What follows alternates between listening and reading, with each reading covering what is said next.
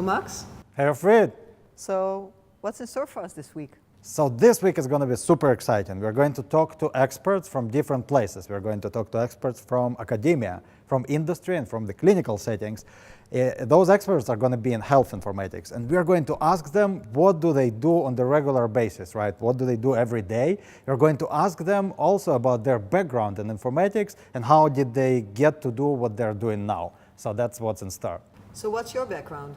I started being interested in informatics since very early age. I remember myself always thinking about computer games, so I was really into computer games, and I'm still doing that. And so how it all started, I grew up in the former Soviet Union and Russia and in Siberia, and I had to hook up this old Russian computer to the tape to be able to upload the software, and then to the TV to be able to see the image of the game, actually. So that's what I had. I had to make this whole package work to be able to really make just a simple game work. Then, throughout the years, I moved to Israel. I immigrated to Israel. I was a combat medic in the Israeli army, got to implement some of the first electronic health records, which also exposed me to this fascinating field of health informatics.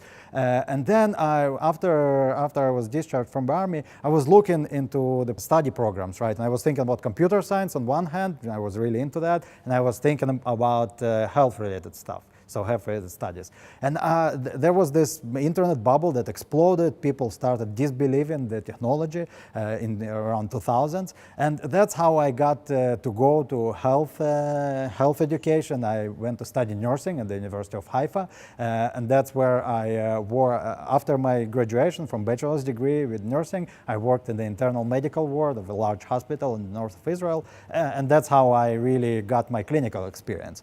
And then I did my master's degree in gerontology because I worked with lots of old people. And I was really privileged at this point to be offered a scholarship to go to study in the United States. So that's how I got to go to the University of Pennsylvania. And there in Philadelphia, I discovered that there is a field that's called health informatics. And that's a large academic field. And I studied with Dr. Katie Bowles really I learned how to do clinical decision support. I learned about the business developments in health informatics and about the technology itself. So that's what I did during my PhD studies.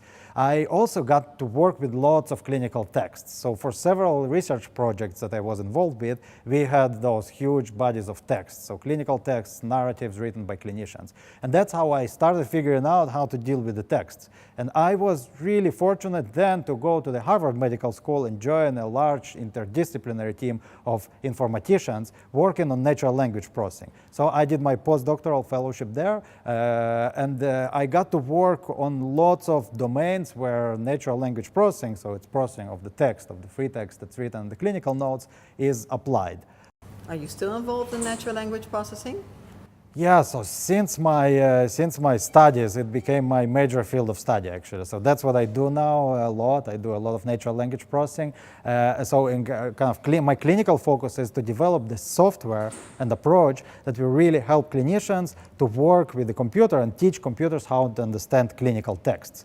So I want to shoot myself in the foot and eliminate health informaticians from the process and be able to create for clinicians to sit in front of the computer and pretty much teach the system how to understand hidden narratives, texts that written there in the clinical narratives. So that's what I'm focusing a lot on now. And I'm building this open access software. It's called Nimble Miner that will allow accomplishing just that.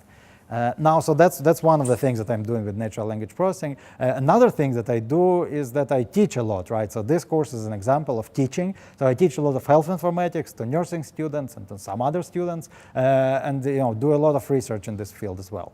And then I'm really also passionate about applying the things that we developed in health informatics in the clinical practice, in the clinical fields. So we have a couple of projects with hospitals in Israel where we use this technology, natural language processing, to really help clinicians solve problems that they have. So one example is that we are working with the largest hospital in Israel that's called Sheba Tel HaShomer, and we are creating a system that will help physicians to identify diagnoses that are mentioned in the free text, that are written in the free text, diabetes, for example, or heart failure, but are not marked up on the coded lists of diagnoses that patients have. So that's that's going to be really helpful. So these are just a gist of some of the things that I'm doing now with natural language processing. Where do you see the future of health information technology? So I get to think about that a lot. And when I think about this question, on one hand, we did a lot of progress in health informatics. So we have those systems, those electronic health records, for example, that are implemented everywhere. If you go and see any doctor or any nurse, they would use health information technology. They would use those systems in practice. On the other hand, we have a lot of room for further development, research, and practical applications. So this is, in my sense, it's a super exciting field, lots of opportunities, really fascinating. Thank you, Max, for these insights. Thank you, Fred.